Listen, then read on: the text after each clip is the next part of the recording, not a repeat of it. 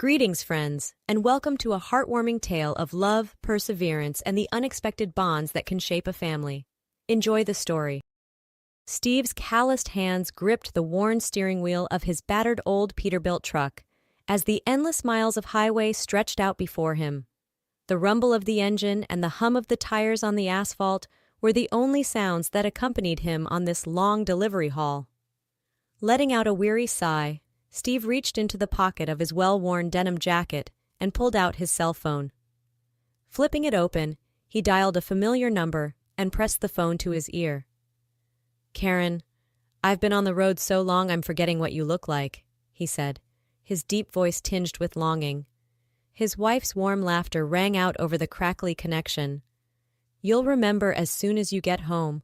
How could you forget after 10 years of marriage?" she teased. Steve felt his heart flip in his chest at the sound of her voice. He missed her terribly, the way her soft, delicate fingers would trace patterns on his calloused palms, the gentle curve of her smile, the way she would curl up beside him on the couch, her head resting on his shoulder. "I can't wait to see you, darling," he murmured, a smile spreading across his weathered face. "This delivery haul has felt like an eternity." "I miss you too, Steve," Karen replied, her voice lowering to a soft, intimate tone. "But you said you'd be home for a longer stretch this time, right? With the truck needing repairs and all?" "That's right," Steve confirmed, his grip on the steering wheel loosening slightly. "No more long hauls for a bit. I'll be back for a good while." The two chatted for a while longer, Steve's spirits lifting with every word that fell from his beloved wife's lips. When they finally hung up, he felt a renewed determination to get this job done and get home to the woman he loved. Steve had been supposed to return home to Karen in a week, as they had planned. But then, just as he was preparing to head back, a fortunate extra delivery had come up. And then another driver had needed help, so Steve had taken on those hauls as well, wanting to avoid any late fees and keep the money flowing in. The lucrative jobs would finally allow him and Karen to do the home renovations she had been longing for. New kitchen cabinets, gleaming hardwood floors throughout the house, maybe even that sunroom she had been dreaming about for years. Steve grinned to himself as he imagined the look of pure delight that would spread across Karen's face when he surprised her with it all. 2 years ago, their marriage had nearly fallen apart. Steve still remembered the day vividly, the way his heart had shattered into a million pieces, when Karen had tearfully confessed that she had filed for divorce.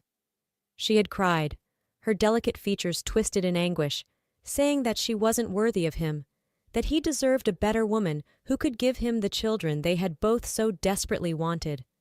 Steve had stormed out of the house, his mind reeling, his chest heaving with the force of his sobs. But he couldn't stay away. When he had returned home, he had found Karen distraught, her eyes red and swollen from endless tears. Pulling her into his strong, comforting embrace, Steve had whispered soothing words of reassurance. "I only want you, Karen. Children or not, you're the only one for me," he had told her, pressing tender kisses to her forehead. Slowly, the divorce papers had been forgotten, and the two had worked to mend the rift that had threatened to tear them apart. The issue of children had become a growing source of difficulty and heartache for Karen in the years after their marriage. She had grown increasingly obsessed with seeing doctor after doctor, each one telling her the same thing, that they were both perfectly healthy and that they just needed to wait a little longer. Steve had watched, his heart breaking, as the light slowly faded from Karen's eyes, the joy and vibrance that had once filled her slowly slipping away. He had thought that she had eventually accepted it, that she had made peace with the fact that they might never have children of their own. But her sudden divorce filing had shown him that she had not. The desire for motherhood had consumed her, leaving her feeling inadequate and unworthy of the love Steve so freely gave. Night after night, Steve would lie awake, listening to the quiet sounds of Karen's muffled sobs from the other room. He longed to comfort her, to take away her pain, but he knew there was little he could do. The decision to have children, or not, was one they would have to make together. The familiar rumble of Steve's truck in the driveway sent a thrill coursing through Karen's veins. She rushed out the front door, the wonderful smells of her home-cooked dinner wafting through the air and making her mouth water. "Steve!" she cried, her face lighting up with pure joy as she flung herself into his waiting arms. Steve held her tight, savoring the feel of her slender body pressed against his, the sweet scent of her hair filling his senses. Over the meal she had meticulously prepared, Steve could see a renewed spark in Karen's eyes, a vibrancy that he hadn't witnessed in far too long. The happiness and re-energized spirit that radiated from her warmed his heart, and he knew in that moment that his long absences had taken a greater toll on her than he had realized. In the days that followed Steve's homecoming, he couldn't help but notice a subtle yet distinct change in Karen's behavior. Where once she had been content to remain at home, tending to the household duties and awaiting his return, she now began going to the bathhouse with increasing frequency, something she had always disliked doing in the past, preferring the privacy and comfort of their own humble abode. Suspicious, Steve's mind began to race with the myriad of possibilities. Had Karen, in his long absences, found the companionship of a lover to fill the void? Or perhaps, he feared, the medical issue she had alluded to was not with her at all, but with him, and she was seeking comfort and intimacy elsewhere as a result. His gut twisted with the agonizing thought, and he felt a growing sense of unease settle over him. Unable to quell the mounting doubts that plagued his mind, Steve resolved that he needed to follow her to the bathhouse, to uncover the truth for himself. Perhaps, he reasoned, there was a perfectly innocent explanation for her newfound visits, but the nagging voice of insecurity refused to be silenced. He had to know, once and for all, what was drawing his beloved wife away from their home with such frequency. As he prepared to embark on his clandestine mission, Steve's heart raced with a mixture of trepidation and determination.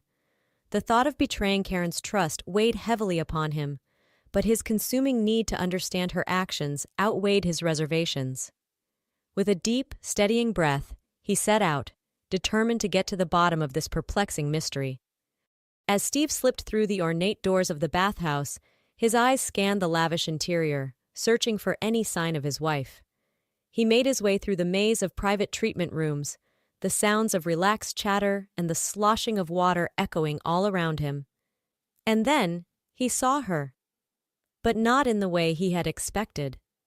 Instead of indulging in the luxurious treatments, Karen was carefully tending to a group of young orphans who were too small to bathe themselves. Steve watched, transfixed, as she gently washed the hair of a little blue-eyed girl, murmuring soft words of comfort and affection. The child looked up at Karen with such adoration that Steve felt his heart swell with emotion. It was then that he realized the truth. Karen's frequent trips to the bathhouse were not about infidelity, but about her volunteering at the orphanage housed within. A wave of shame washed over Steve for ever doubting his wife's loyalty and purity of heart. As he turned to leave, not wanting to intrude on this intimate moment, the little girl looked up and called out, "Mama!" Steve froze, his eyes widening. Mama? Had Karen truly found the motherhood she had so desperately craved? That evening, when Steve returned home, Karen could see the conflicting emotions playing across his weathered features. She gently took his calloused hands in her own, her delicate fingers tracing soothing patterns on his skin. "Steve, my darling," she began, her voice soft and tender.